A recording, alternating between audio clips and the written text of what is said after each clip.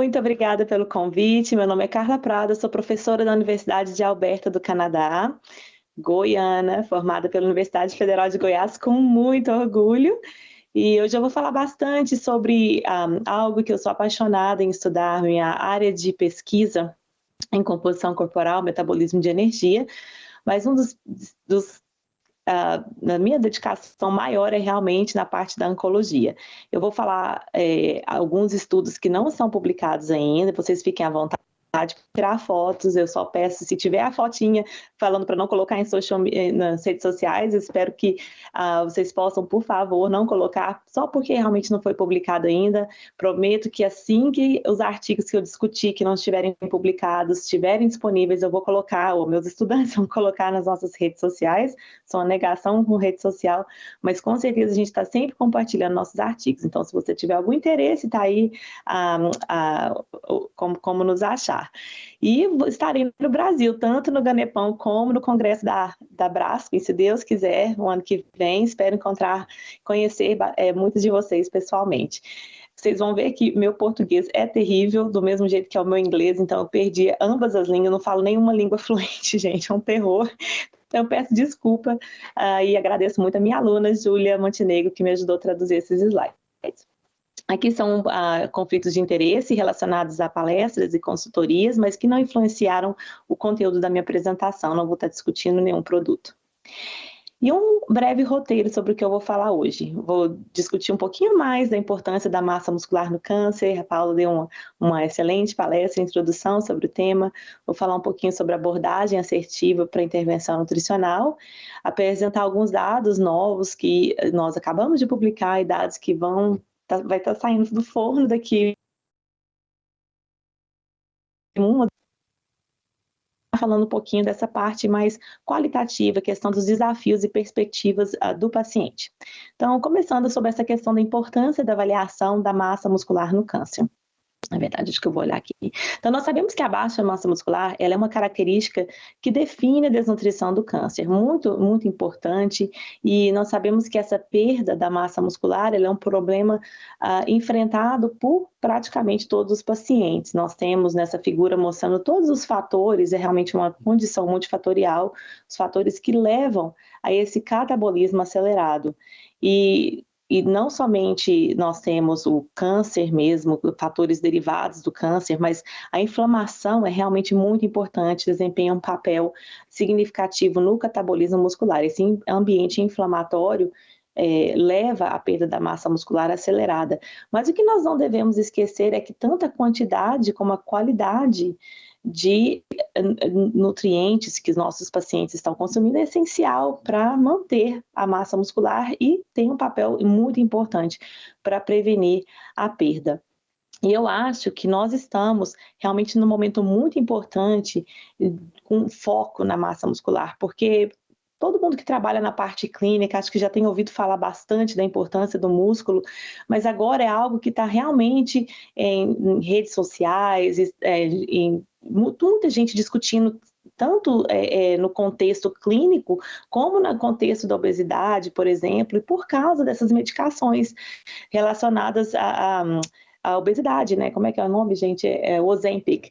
Então, essa perda da massa muscular relacionada ao uso do Ozempic tem sido algo muito discutido. Então, eu acho que agora eu falo que realmente a massa muscular é um dos mais, o músculo, né, a importância do músculo para a saúde é um dos tópicos mais hot topics que a gente tem na nutrição. Então, é um momento muito oportunístico para nós não somente recrutarmos outros profissionais da saúde que vão se interessar pelo tópico, mas também educar nossos pacientes. Então, no câncer, particularmente, é muito importante nós lembrarmos que a massa muscular ela não se baseia no tamanho corporal. Então, a baixa massa muscular ela pode estar escondida em pacientes com peso corporal normal e naqueles que vivem também com sobrepeso ou obesidade. Então, para nós, profissionais da saúde, o que isso significa é que somente quando a gente olha somente para a balança, isso pode não revelar a baixa massa muscular ou a perda da massa muscular nos nossos pacientes. E esse foi o estudo que nós fizemos, mostrando que a estabilidade do peso não, pode também esconder mudanças na composição corporal. Então, mesmo que nossos pacientes tenham um peso constante, não significa que eles não estejam perdendo massa muscular, por exemplo. Então, nesse estudo que nós fizemos com quase 2.000 pacientes que tinham câncer coloretal, estágio 1, 2 e 3, nós acompanhamos esses pacientes por 15 meses e observamos que aproximadamente 53% deles tinham esse peso estável. Mas apesar dessa estabilidade do peso corporal, 1 em 8 pacientes desenvolveram a baixa massa muscular e a perda substancial de massa muscular, e 1 em 7 pessoas desenvolveram a miosteatose, que é essa infiltração de gordura no músculo, que obviamente também tem consequências clínicas desfavoráveis para os nossos pacientes. E o que nós observamos foi que esse desenvolvimento da baixa massa muscular e da miosteatose aumentou em 40% o risco relativo de morte, independente de mudanças no peso corporal. Então, novamente, se a gente estiver somente olhando para a balança, a gente pode estar perdendo esse risco que os pacientes não estão enfrentando. Eu acho muito interessante essa figura que mostra que a perda da massa muscular no câncer pode ser 24 vezes maior da observada no envelhecimento. Então, aqui vocês podem ver a porcentagem de massa muscular perdida por ano, a partir, né, da idade de 40 anos. Então, com o envelhecimento na coluna rosa, comparado com a perda em diferentes tipos de câncer. Então, na verdade, o que esse estudo de revisão mostrou foi que em 100 dias de tratamento equivalem a 20 anos de envelhecimento a respeito dessa perda da massa muscular. Então, com certeza, não é algo trivial. E nós sabemos que a baixa massa muscular também é observada em todos os tipos de câncer, então em vários estágios vocês podem ver a prevalência em vários tipos de câncer, estágios diferentes, então até mesmo em cânceres que são menos catabólicos, como por exemplo o câncer de mama, nós temos aproximadamente 40% de pacientes apresentando com essa perda de massa muscular que é substancial.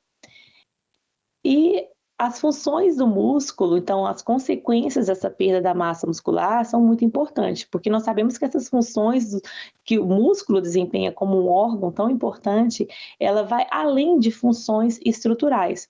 Então, essas funções estruturais, né, desse lado da figura, que é o movimento, o balanço, a postura e a força, elas são mais frequentemente entendidas. Todo mundo sabe que o músculo é importante para isso. Mas nós esquecemos que o músculo é realmente uma usina metabólica. Então, o músculo desempenha funções metabólicas muito importantes no corpo, como, por exemplo, a reserva de aminoácidos, a síntese e armazenamento de glutamina, a produção de miocinas, que estão também contribuindo não somente para a resposta metabólica, mas para a regulação glicêmica, para a lipólise, para a mineração óssea e também para a função endotelial. Então, o músculo tem função muito importante. Então, quando nossos pacientes se apresentam com perda da massa muscular, ou com baixa massa muscular, nós vamos ver, né, então, isso estará relacionado com consequências clínicas do músculo como órgão locomotor e o músculo como órgão metabólico. E, gente, nós temos a autora desses artigos, dessas figuras lindas conosco hoje. Então, na hora das perguntas e respostas, vamos chamar ela para compartilhar esse tempo com a gente, que é a doutora Cristina Gonzalez. Então, como órgão locomotor, nós sabemos, então, que pacientes que apresentam baixa massa muscular vão apresentar maior prevalência de quedas e fraturas, de comprometimento físico, de mortalidade. E como órgão metabólico, nós vemos mais funções dessas consequências metabólicas, que seria capacidade respiratória, readmissão hospitalar, inflamação, fadiga, complicações e inflamação. E, com certeza, o que a literatura nos mostra é que nós temos milhares, com certeza mais de 1.000, mais de 2.000 artigos mostrando que a baixa massa muscular no câncer ela é um fator independente relacionado a uma variedade de fatores clínicos desfavoráveis. Esse artigo, mais recentemente publicado, mostra a associação da baixa massa muscular com toxicidade grave da quimioterapia e tempo de sobrevivência de pacientes com câncer gástrico. Então, vocês podem ver o tempo de mortalidade aqui foi menor com pacientes com a baixa massa muscular, em vermelho, e não somente isso, mas eles também mostraram que a baixa massa muscular estava relacionada, ou está relacionada à menor taxa de resposta à quimioterapia e também a menor utilização de linhas subsequentes de tratamento. Então, é muito importante realmente que afeta o tratamento do câncer. E eu gosto de mostrar, né, estudos, resumos e meta-análises. Esse foi um artigo que mostrou que a baixa massa muscular está associada a menor sobrevida em todos os tipos e estágios de câncer. É um pouquinho difícil de ver aqui, mas isso é uma compilação de estudos, diferentes tipos de câncer, estágios, mostrando que a prevalência da baixa massa muscular foi entre 38% a 70%. E realmente mostrando que estava associada a maior risco de mortalidade. E aqui nós podemos ver em uma revisão sistemática e meta-análise mais recentemente publicada, como eu disse, eu gosto muito de utilizar meta-análise porque é um resumo, né, de várias pesquisas científicas, de vários estudos científicos, e uma forma de realmente avaliar vários estudos, uma forma mais robusta de avaliar realmente a literatura sobre o tema. E o que essa meta-análise mostrou foi que, novamente, olhando toda a literatura disponível, a baixa massa muscular foi um fator de risco para o tempo de sobrevida sem progressão menor em pacientes com metástases. Então, eles, né, poderiam ter a progressão do câncer ocorre mais rapidamente se eles têm baixa massa muscular. E aqui nós temos alguns artigos selecionados da literatura que nos mostra que a baixa massa muscular, como eu mencionei anteriormente, é um fator independente que prediz um tempo de sobrevida mais curto, um maior tempo de internação hospitalar, maiores complicações ou mais complicações pós-operatórias, também determina a progressão da doença, a toxicidade do tratamento. Eu sou apaixonada por esse tema porque eu acho muito interessante essa questão da distribuição das drogas quimioterápicas está relacionada, né, à nossa massa magra também. A gente pode falar um pouquinho mais sobre isso durante as perguntas e respostas, e também questão do comprometimento da debilidade física e uma baixa qualidade de vida. Então, resumindo, é algo importante, algo que nós realmente temos que tratar, temos que avaliar e tratar. E eu amo essa analogia, eu gosto muito de analogias, e essa analogia mostra que a perda da massa muscular é como um incêndio florestal. Então, por exemplo, somente uma sugestão, que como o fogo espalha rápido no incêndio, nós também podemos perder a massa muscular muito rapidamente, e com certeza com todas as consequências que nós discutimos. Mas para a gente ganhar, para a gente reflorestar, né, o que foi perdido, demora anos, e demora meses ou anos, e da mesma forma a massa muscular. Então, nossos pacientes perdem massa muscular muito rapidamente, mas para ganhar a massa muscular, realmente demora. Então, não são somente algumas semanas, são meses, até mesmo anos, que a literatura nos mostra. Por exemplo, até mesmo para detectar esse ganho da massa muscular, pelo menos 12 semanas, geralmente, é o que nós vemos na literatura. Então, realmente, a prevenção ela é fundamental para manter a saúde muscular. Então, intervenções precoces e intervenções contínuas para nós evitarmos essa perda da massa muscular nessa doença catabólica, tão catabólica como é o câncer. E outra analogia que eu fiz, estou trazendo para vocês as coisas que eu apresentei no ESPEN, foi a analogia que eu, na verdade, faço analogia para a gente ensinar pacientes também, a gente utiliza muito dos nossos estudos, mostrando que a intervenção, a importância da intervenção nutricional para os nossos pacientes é como se fosse uma viagem de carro. Então, a gente começa preparado e vai fazendo paradas regulares com os nossos pacientes. Então, a viagem é longa, então essa intervenção precoce é como eles começarem com o tanque cheio de gasolina e um carro bem conservado, e a contínua, né, a analogia, a intervenção contínua são essas paradas regulares para reabastecer. Então, eles vão verificar se o carro está funcionando, se está em boas condições. Então, isso vai evitar falhas, que seriam essas perdas, né, essa perda da massa muscular ao longo dessa trajetória da doença. Então, mesmo que nós não tenhamos mais esse contato com os pacientes a longo prazo, ensinar como eles podem atingir as necessidades energéticas e proteicas. E eu acho que realmente esse grupo que está nos assistindo tem uma plataforma muito importante para realmente implementar intervenções precoces e contínuas nesses pacientes. E é isso que seria essa analogia, essa necessidade da intervenção, não somente individualizada, mas também assertiva. O que significa essa abordagem assertiva? Vamos falar sobre isso agora. Uma das analogias, não analogias, mas eu acho que uma teoria importante que a gente pode aplicar à intervenção nutricional, especialmente quando a gente fica um pouco desencorajada, achando que essa intervenção não está funcionando, seria comparar a intervenção nutricional com essa teoria dos ganhos marginais. Então, essa teoria dos ganhos marginais na intervenção nutricional mostra que ao longo desse contínuo, do cuidado do nosso paciente, nós temos diferentes etapas, né? Então, nós temos o diagnóstico, pré-tratamento, o pós-operatório também, e até mesmo a alta do paciente. Então, o que sugere? Que mesmo que nós tenhamos ganhos pequenos ao longo dessa trajetória, cada uma dessas fases é muito importante para somar e gerar ganhos substanciais no estado nutricional do nosso paciente, consequentemente no estado da saúde geral. Então, o que nos mostra é que efeitos cumulativos dos ganhos marginais leva a ganhos substanciais do estado nutricional. Então, mesmo que a gente tenha pequenos ganhos, por exemplo, ganho de peso somente, a gente não está vendo ganho de massa muscular, pode ser questão da técnica que a gente está utilizando, mas esses pequenos ganhos adquiridos ao longo desse contínuo de cuidados resultam em melhoras clinicamente importantes para os nossos pacientes. Então é importante a gente lembrar disso e ser encorajado realmente por isso.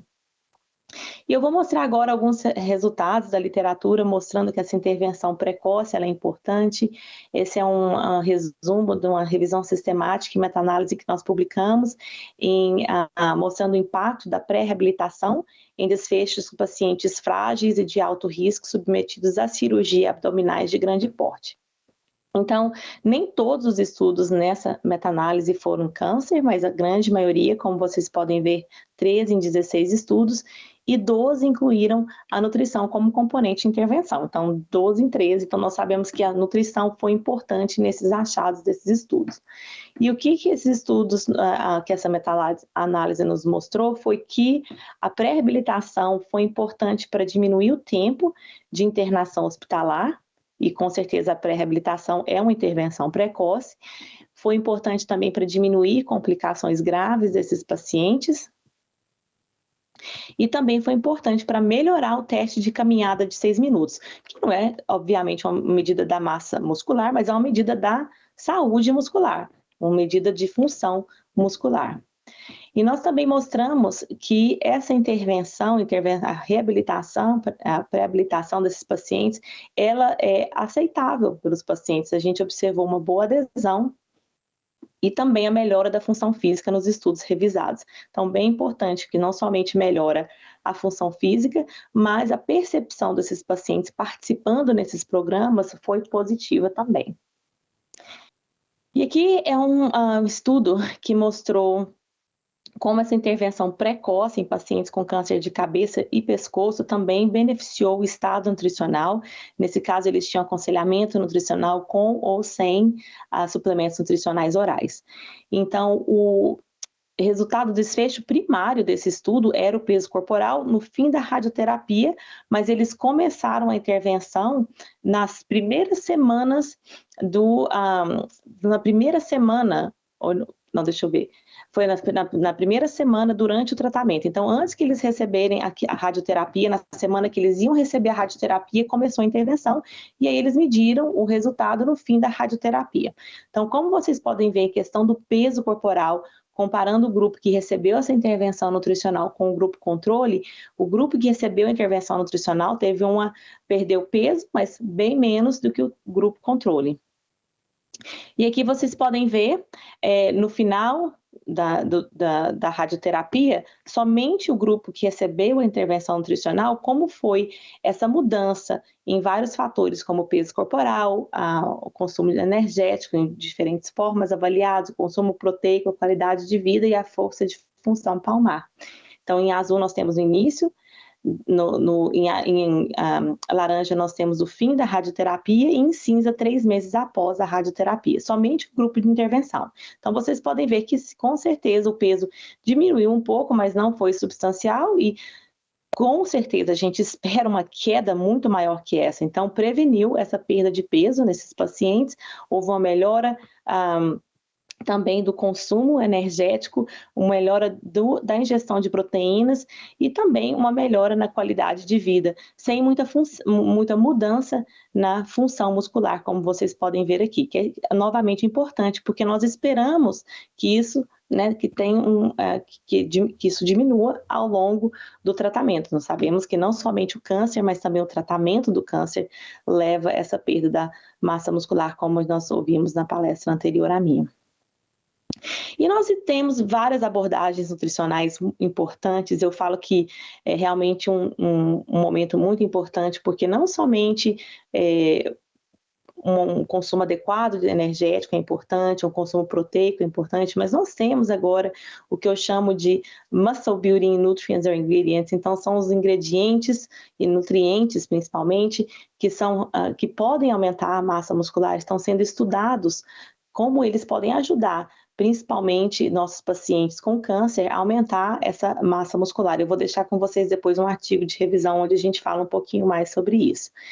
Eu vou falar um pouquinho sobre os nossos estudos relacionados à proteína, porque com certeza todo mundo sabe da proteína, mas ainda é algo discutível, principalmente a quantidade de proteína que os nossos pacientes precisam, porque não somente a quantidade, mas a qualidade de proteína é muito importante para os nossos pacientes. E o nosso estudo que nós publicamos recentemente, vocês já devem ter ouvido falar, talvez eu apresentei no passado resultados preliminares, mas ele foi publicado mais recentemente, é o PRIME, onde a gente estava estudando essa questão do requerimento proteico para aumentar a massa muscular ou para a saúde muscular de pacientes com câncer. Então, o PRIME ele foi um estudo piloto, e, gente, eu sempre brinco, eu comecei esse estudo, eu era professora recém-contratada, hoje eu sou o último nível de professora e eu terminei agora esse estudo. Como é difícil a gente fazer, né, estudos de intervenção, quem faz vai me entender, a gente pode conversar um pouquinho no final. Mas resumindo, o que a gente fez no PRIME? O PRIME foi um estudo piloto, onde a gente avaliou pacientes que estavam iniciando a quimioterapia, então antes deles começarem a quimioterapia, para câncer coloretal com estágios 2, 3 e 4, sem caquexia. Então a gente estava estudando a viabilidade da mudança alimentar para atingir uma ingestão proteica que variava entre 1 a 2 gramas por quilograma por dia. Então essas seriam, a gente baseou esse número nas recomendações, nas diretrizes da ESPEN, seria o mínimo recomendado de 1, e também nessas diretrizes eles colocam como pergunta qual seria o benefício de fornecer 2 gramas por quilograma por dia de proteína, e a gente resolveu fazer esse estudo. Então, realmente, o principal desfecho era essa questão, a gente consegue atingir essa quantidade de 2 gramas por quilograma por dia, e outros desfechos secundários qual seria esse benefício para a perda da massa muscular e o declínio funcional desses pacientes também. Então, aqui nós temos o estudo, né, o design do estudo, a gente avaliava os pacientes no início do estudo, depois na semana 6 e na semana 12, e a gente tinha os registros alimentares que eram pesados, é assim que fala, gente?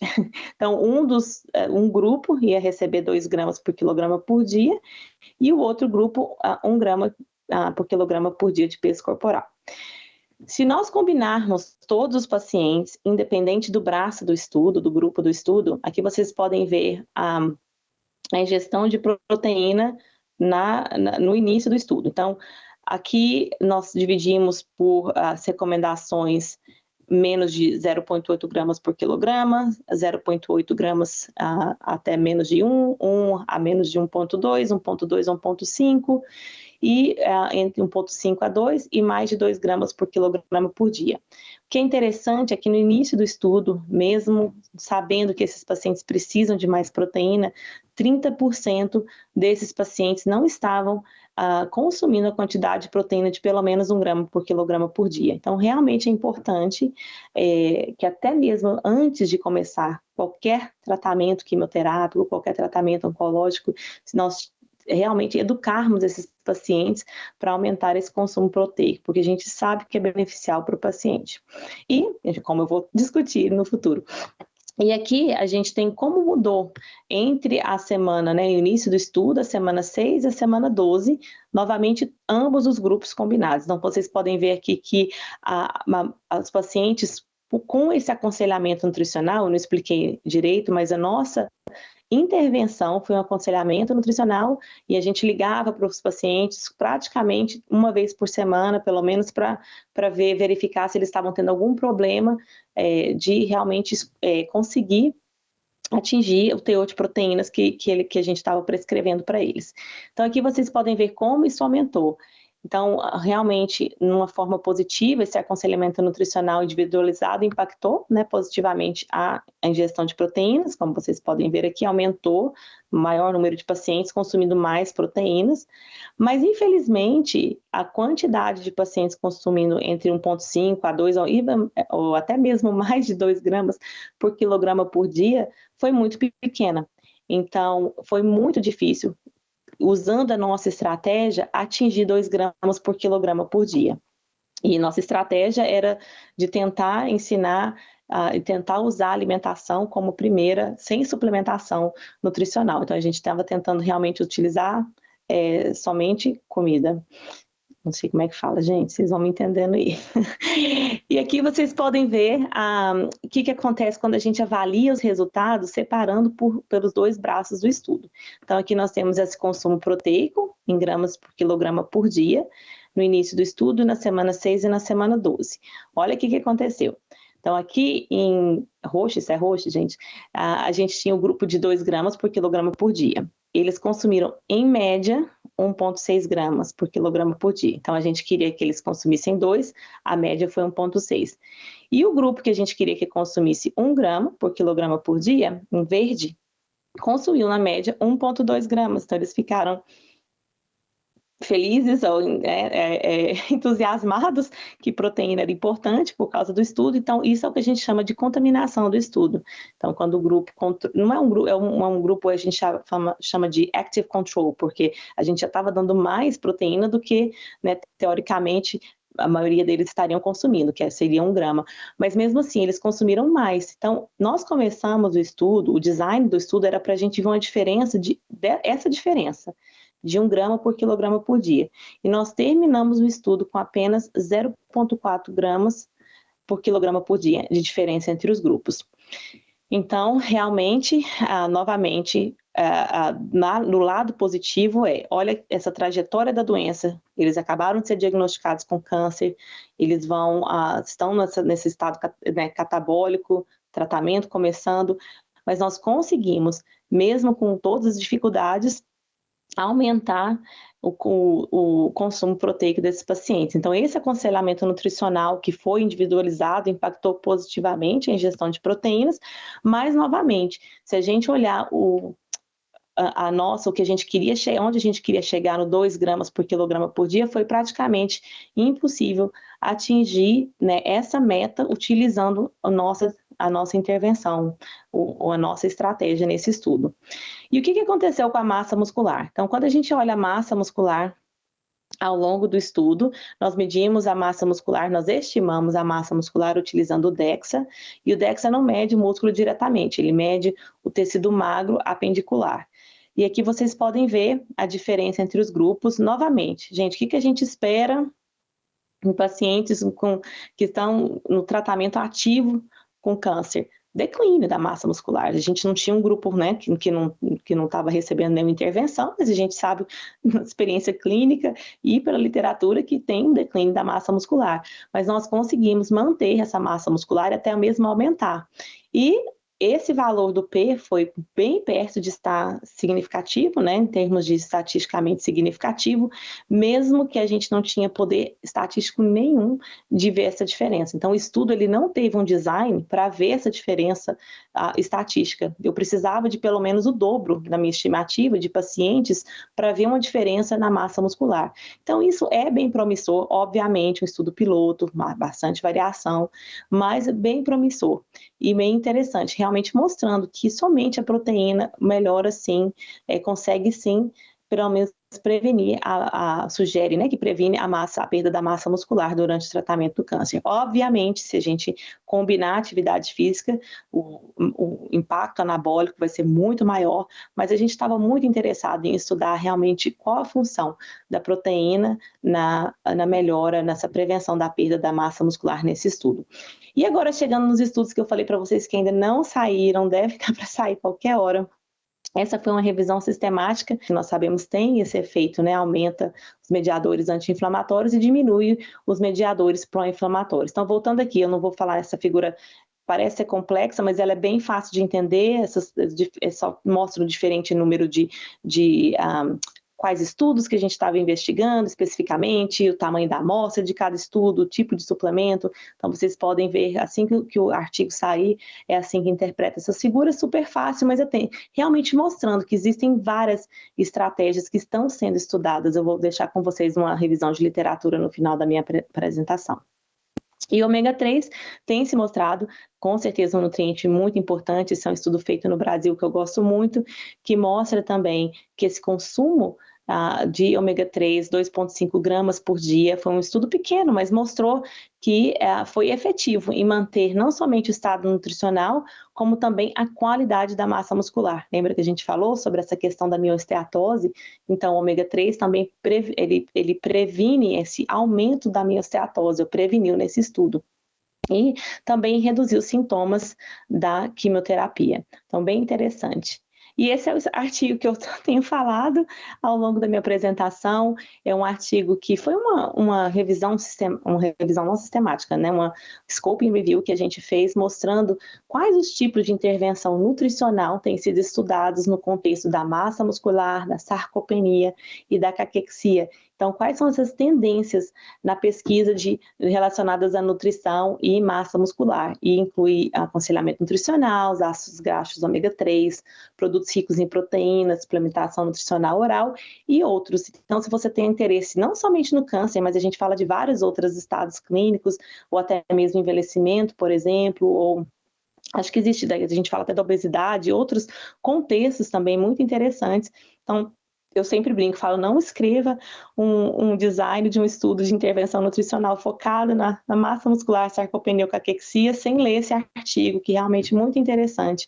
E ele está disponível Open Access. Mostrar que a gente pode não estar capturando totalmente essa mudança nos sintomas de impacto nutricional dos nossos pacientes, porque essas alterações quimossensoriais que eles experimentam, né, que eles apresentam, muitas vezes está escondida pelo paciente, porque o paciente tem medo do médico reduzir a dose de quimioterapia ou parar o tratamento contra o câncer. Então, isso é muito interessante. E tem um resumo que foi publicado na ASCO, que mostra que aproximadamente 68% dos pacientes que tinham a disgeusia, a Cris estava me ensinando a falar essa palavra, não relatam imediatamente a presença desse distúrbio ao seu médico. Então, a prevalência que a gente entende de sintoma de impacto nutricional pode estar totalmente subestimada, porque os pacientes não relatam e eles têm medo de relatar. Achei isso muito interessante e, na verdade, eu entrei em contato com esse pesquisador e a gente agora está fazendo pesquisa juntos, realmente, para estudar um pouco mais sobre isso e realmente a gente pode estar minimizando até mesmo o que tem acontecido com os nossos pacientes. E para terminar, tem acho que só mais 1 ou 2 slides que eu queria deixar com vocês, mostrando essa questão realmente, eu sou uma pesquisadora quantitativa, mas eu tenho aprendido cada vez mais essa questão de avaliar os aspectos qualitativos. Então, realmente, ouvir do paciente, quais são os desafios, as perspectivas do paciente, como isso pode refine, né, mudar e direcionar a nossa linha de pesquisa para intervenções que realmente têm um foco no paciente, são centradas no paciente. E a gente aprendeu isso não somente com o Prior, mas também um estudo que eu tenho com uma colega minha da Austrália. Então, esses 2 estudos que eu realmente encorajo vocês a lerem, que é muito interessante. E o que a gente observou foi essa perspectiva do paciente, então como eles se sentem e como a importância do nosso cuidado nutricional. Então, primeiramente, o impacto da perda muscular não é algo ignorado pelos pacientes. Então, eles compreendem a importância da massa muscular em termos de quando eles perdem a massa muscular, eles entendem as consequências. E isso leva a sentimentos significativos de fraqueza e uma maior necessidade de assistência, afetando gravemente o funcionamento diário. Outra coisa é a questão da importância da nutrição. A maioria dos pacientes que nós estudamos, eles reconheciam o valor da nutrição, mas eles relatavam que essa questão da falta de conselhos práticos e personalizados de profissionais da saúde. Também essa questão de informação conflitante. Eu acho que isso é um problema muito significativo. Então, eles discutiram essa questão da confusão em relação a conselhos conflitantes, novas recomendações versus crenças antigas, que complica realmente a capacidade deles de aderirem ao nosso aconselhamento nutricional. E eu acho que isso é uma coisa um problema muito mais tópico ou relevante agora que nós temos essa questão das redes sociais. E a nossa tendência realmente atual é de valorizar, valorizar número de seguidores em redes sociais como uma métrica até mesmo de expertise ou credibilidade. Então a gente tem que, principalmente nós, profissionais da saúde, claro que os nossos pacientes são mais susceptíveis a isso, mas nós como profissionais da saúde, nós temos que realmente dar credibilidade às pessoas, não independente de seguidor, de rede social. Isso é muito problemático, gente, embora essa influência online pode facilitar a disseminação de conhecimento, ela não pode substituir uma avaliação criteriosa e contribuições substanciais, como publicações, entendimento profundo. Então, popularidade não é mérito científico e de prática clínica. Então, eu realmente encorajo vocês, mas nós, como profissionais da saúde, nós temos que fazer isso, nós temos que dar credibilidade realmente para quem entende e não somente valorizar redes sociais. E, por fim, essa questão dos efeitos emocionais e psicológicos. As intervenções nutricionais têm um impacto emocional que é duradouro nos pacientes e influenciam a relação deles com a comida, com a alimentação, e estende além do tratamento. Então, isso é muito importante, gente, é realmente a parte psicológica, o que a alimentação representa para os pacientes, como ela é importante para os pacientes. E aqui foram alguns facilitadores que nós observamos, né, no contexto do nosso estudo, que eu acho que pode ser com certeza relevante para a prática clínica de vocês, que foi para promover a adesão dos pacientes aos nossos cuidados nutricionais, às nossas intervenções nutricionais. Uma das coisas que eu acho que todo mundo sabe disso, mas o que a gente observou que foi mais benéfico para os pacientes foram as consultas regulares, esses check-ins que a gente, né, fazia com eles, realmente incentivando que eles fizessem um recordatório alimentar e aumentando a conscientização para realmente facilitar ajustes mais personalizados, né, na medida do possível que a gente tinha. Outra coisa seria a questão de envolver a família, envolver a comunidade no suporte diário dos nossos pacientes e, além disso, sessões educativas também. Eu tenho dedicado muito do meu tempo no nosso laboratório de desenvolver materiais educativos para o paciente. O que a gente fez por último, quem estava na Brasco ano passado, até karaokê, gente, a gente faz com paródias. Então, com certeza, esperem que esse ano a gente vai apresentar alguns no Brasil pessoalmente. Mas assim, o que a gente puder fazer para disseminar essa informação é importante realmente chega aos pacientes, é uma linguagem acessível aos pacientes também. Então, para terminar, a importância da avaliação muscular na prática clínica, acho que a gente deixou bem claro entre as duas palestras.